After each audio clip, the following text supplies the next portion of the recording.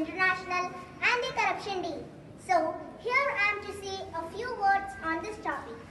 Corruption is a form of dishonesty or crime conducted by a group or an evil individual. The unfair and unethical means of earning benefits is called corruption. According to analysis, around 92% of Indians have paid government officials to get their work done fast or do something out of the law. Among the top 5 most corrupted countries of Asia, India tops the list with a 72% bribery rate. According to the World Bank, the grains kept for the poor people does not reach them entirely. Only 40% reaches them. Corruption not only follows conflicts, but is frequently one of its root causes it fuels.